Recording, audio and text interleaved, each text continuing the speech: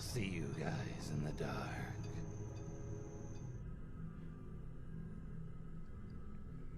My third grade teacher was a bully. I have no clue why she didn't like me, but she didn't. In fact, she would argue that she loathed me. She scared me, and for a while nothing meant more to me than the approval of other adults. My go-to highlights from that school year is telling this story. Constantly putting me in timeout by sending me in front of the corner of the class for everyone to stare at me. She never did this to any other students, at least never in my classroom. I cannot remember why she did this, but I specifically remember being afraid of her and always trying to be on my best behavior to avoid this. It didn't matter. Then when I'd stand there for what felt like ever, missing the lesson and feeling the eyes on me, I'd give in and ask how long I had to stand there, since she would never tell me. She'd just stop and direct all the attention to me and loudly tell me, "You're still standing there? If I were you, I would have gone and sat back down already. But then again, I'm smarter than you." It's so confusing. All I know now is that she did it to make me feel and look stupid. I was always participating in class growing up. I took pride in it, and it helped me learn the material. She'd purposely ignore me every single time I'd raise my hand, then give me bad marks about my participation to take home. For birthdays, she would put a cutout balloon on the giant calendar on the door by your name written on it so everyone could see and wish you a happy birthday when they walked in. On my birthday, I had no balloon, so one of my friends went up to the teacher and let her know it was my birthday in case she forgot. She then, very loudly, so all the students could hear her, and still staring at me, exclaimed, "I'm not wishing her a happy birthday because she didn't bring in anything for the class." On the day before our class Christmas party before break, we were all making our paper stockings to hang up for students to put in goodies in. She walked over and saw I cut mine a bit skinnier than the average stocking, grabbed it and held it up in the air while loudly stating, "Look, class, look like Jackie's only getting a pencil for Christmas. Cue her," and everyone laughs. One day during class, we were all reading. My friend sitting next to me whispered and asked what page we were on because she didn't pay any attention. All I did was tell her the page number quietly, and out of nowhere, I felt a smack on the back of my head. My teacher smacked me, saying I was rude, disruptive, and disrespectful to the entire class. In the spring, my school had a field day where the kids would all participate in races and games for prizes. I did the pie eating contest, and prizes were cute little victory headbands. I won, but she refused to give me a headband. Then, when it was time for the race portion, I went to go set up my blanket. I had brought it just in case so I can sit on the ground. And as I'm setting my blanket down, my teacher literally jumped in and claimed my spot, telling me I was too late and couldn't sit there, then smirked while saying as I walked away, "Couldn't even get on the ground quick enough if you fell face first." One day during lunch, some of the kids at my table were getting rowdy and throwing food. Nothing huge, but enough for my teacher to notice. On the walk back to the class after sending a few of those involved to the principal, she asked the group if there was anyone else who had been seen or done anything at all during this.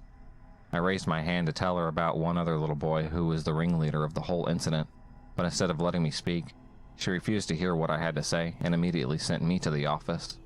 Then, when the kids in trouble and I were in the principal's office, she openly lied to the principal to get me in trouble, stating that she saw me laughing and encouraging the kids who were throwing food. I was sitting on the other side of the table, not engaging in the slightest. I stayed quiet, and it hurts my heart looking back now that I did, because I remember feeling so damn small and defeated in that moment. There are more, but those stick with me the most. She was just so mean, so petty, always tried humiliating me in any way possible. I was an 8-year-old, polite if not a bit of a goofball, but never meant any harm, never an active troublemaker, and I will never forget how awful she constantly made me feel.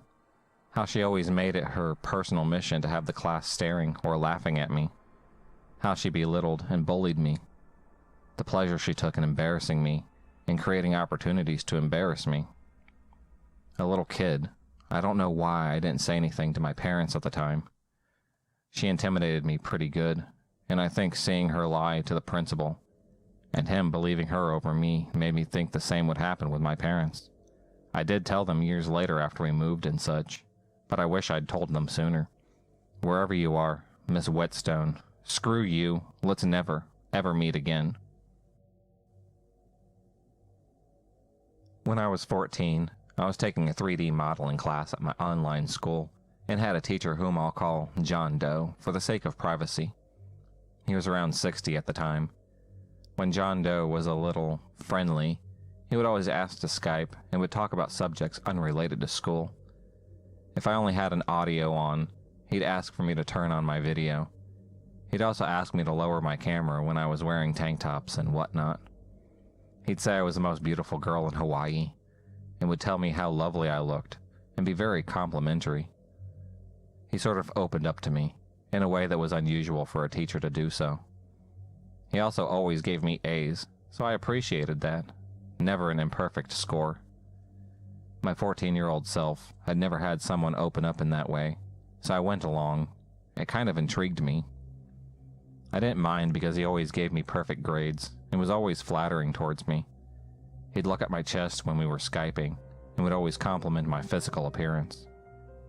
He'd say we should meet sometime in person and ask where I lived. He'd say he'd swing by even though I was far, just to hang out and talk. He said he'd love to see me in person. That never materialized. So this complimentary behavior and Skyping went on for months, until he randomly disappeared from the school and Skype. I started researching his name and found that he had commented on girls around my age's YouTube account with similar jargon.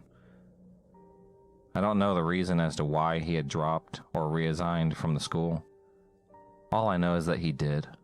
I never heard from him again, or of him again. When I was that age, I didn't think anything was wrong with this behavior. But how I feel, it's apparent. It was a hint inappropriate, and I'm glad nothing happened of this.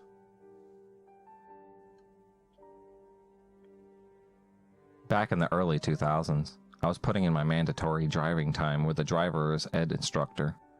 I am a female, very tall with long legs, was around 16 at the time, and was just beginning to receive a lot of unwanted, creepy attention from older men.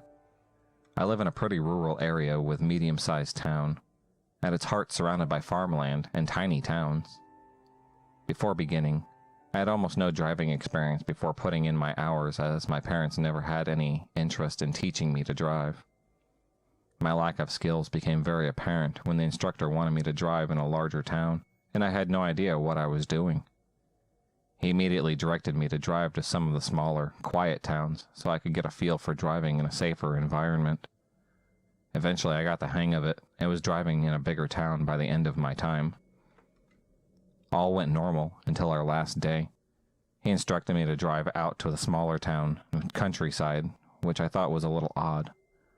After driving around the town a little bit, he instructed me to drive down a deserted gravel road and to pull into a field approach and park. I wasn't extremely naive, but this made me feel uncomfortable and sent up a red flag. He sat there looking at me, mumbling to himself, shifting around papers for maybe 5 minutes for no apparent reason. He then told me to start the car and drive back to the larger town, and it was over. Looking back as an adult, I am almost certain he had some kind of inappropriate intent, but was deciding whether he should act on it or not. It gives me the creeps to this day. I also teach from time to time in the school district now and see him. He still teaches driver's ed. You better believe I have my eye on him. He better not let me catch him doing anything shady ever again.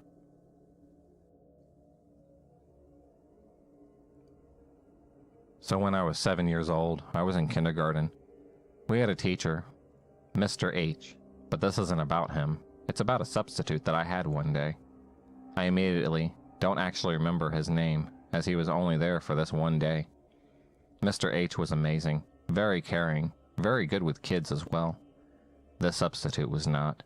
He was genuinely weird and quiet, and didn't talk to us much besides what was absolutely required. Issues arrived at story time. I was wearing a skirt with leggings under it. I was never feminine, so I didn't cross my legs like a lady, like my parents taught me, but hey, I was 7. So after story time, we had time that was like a free period. Some kids painted, some just talked, some napped or ate snacks. I was an avid reader, so I was reading like usual, sitting in the reading corner. The substitute was sitting there too.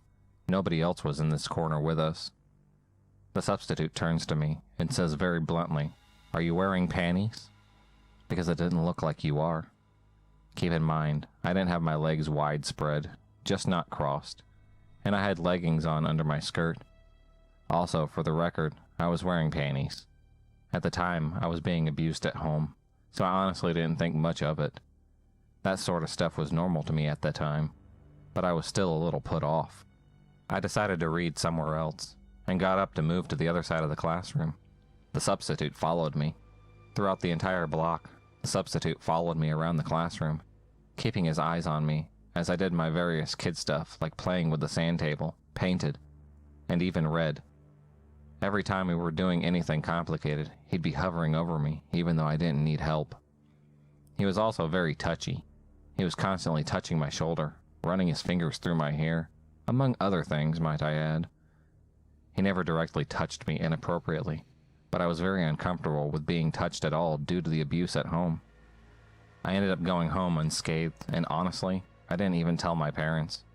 I didn't realize it was even weird until years later, when I was about 11, and coping with the rest of my trauma, that I realized that was really, really creepy. So creepy kindergarten substitute teacher, let's not meet again, and I hope somebody braver than I caught you and got you what you deserve.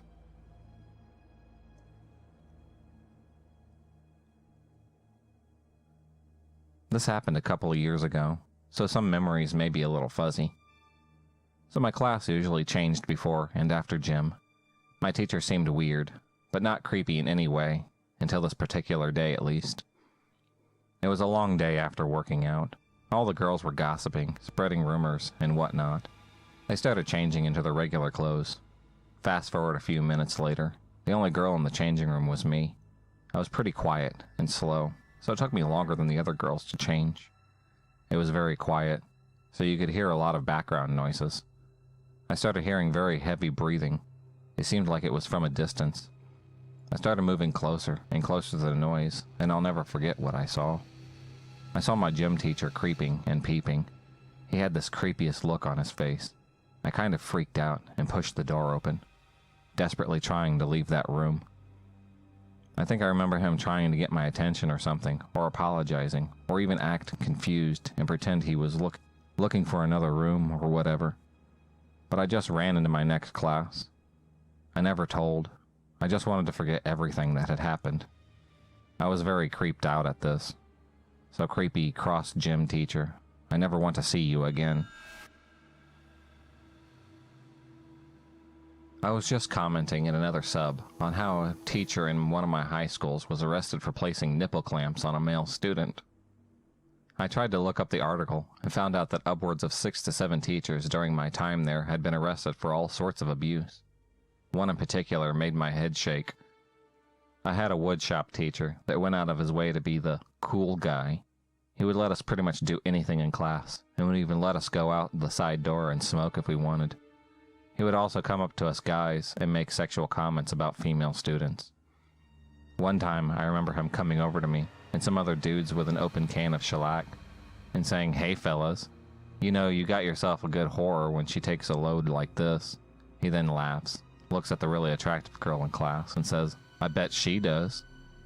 We all kind of nervously chuckled and let out a big, "What the fuck?" after he walked away. Years after I graduated, I actually worked with him for a short time, and he was still creepy as ever.